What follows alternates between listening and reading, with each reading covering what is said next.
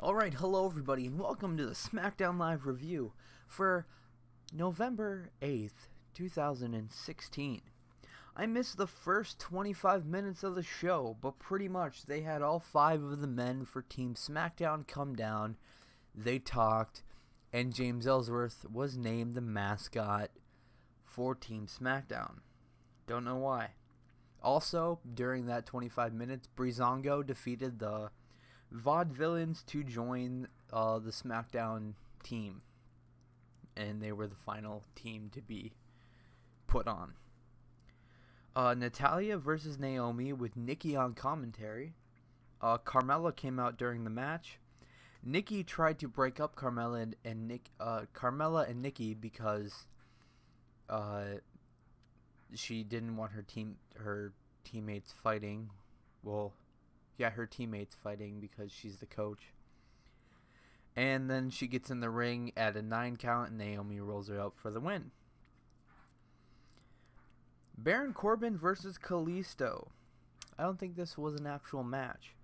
Corbin attacked Kalisto before the match, and then Baron falls off the ring, hurts his knee.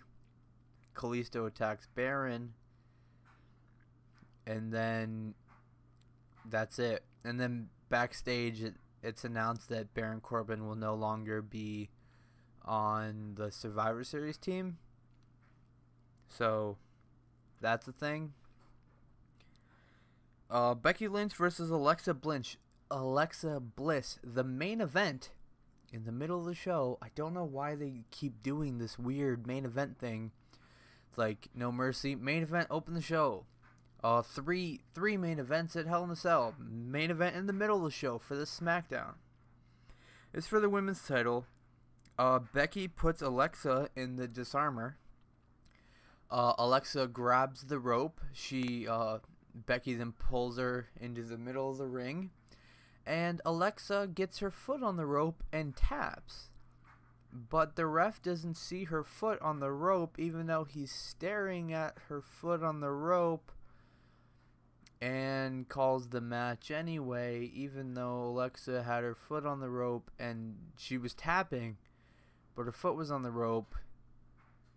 And Becky Lynch retains, which is fine. Like, I wanted her to win, but it could have been better.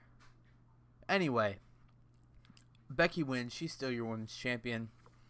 They will be on the same team at Survivor Series. During a backstage segment, I do not ever write about backstage segments, but this one was huge. Daniel Bryan announces that Brian Kendrick. This is how they got Mick Foley to. Well, this is in return for Dolph putting up his title at Survivor Series. They talked Mick Foley into letting Brian Kendrick put up the Cruiserweight Championship against Kalisto. But not only that, if Kalisto wins the Cruiserweight Championship and the entire Cruiserweight division comes to SmackDown. Now, I could easily see them having that happen, where all the Cruiserweights come to SmackDown, because 205 Live, the new Cruiserweight Live show, which is going to be happening right after SmackDown in the same arena, is like, it's happening after SmackDown, so it only makes sense. They're already going to be there. Why not?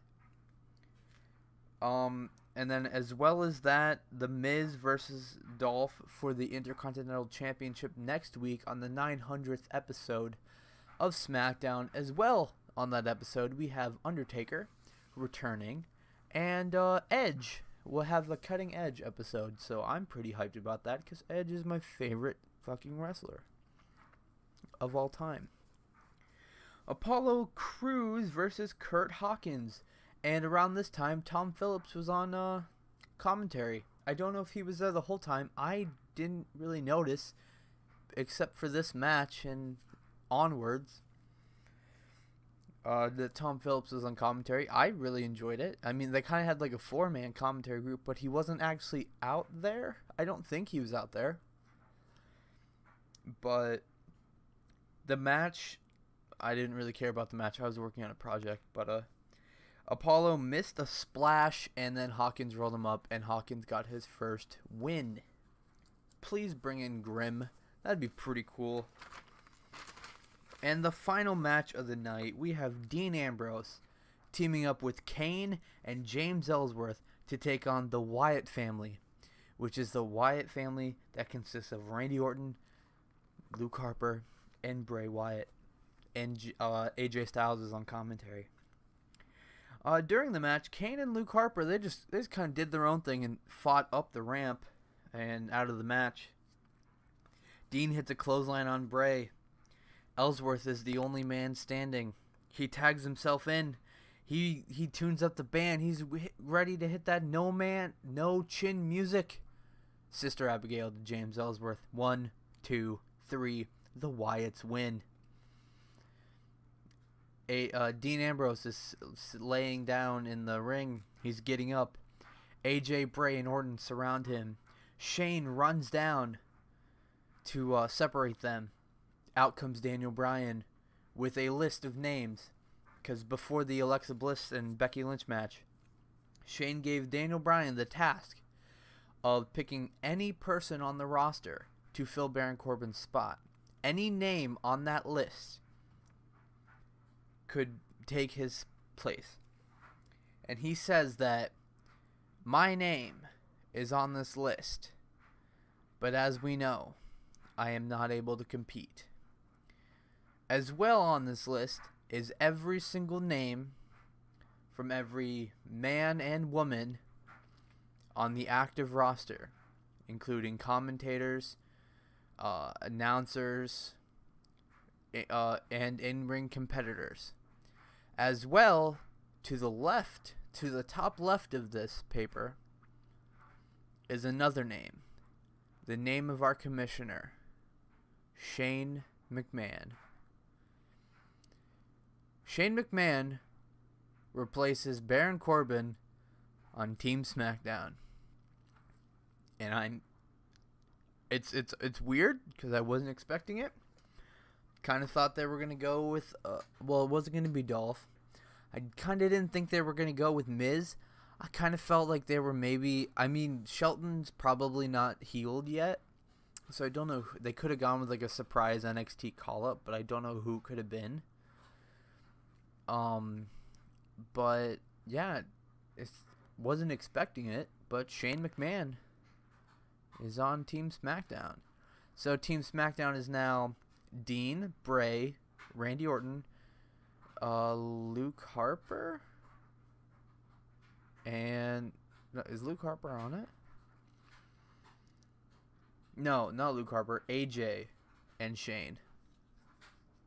So that is that's the team. It's pretty good. Pretty good. Next week, I'm pretty sure Shane and Daniel Bryan said they're accepting Stephanie McMahon's offer to go visit Raw. So, yeah. Oh, and next week is the 900th episode of SmackDown. So, pretty good. And Survivor Series. So, we got a big week planned ahead of us.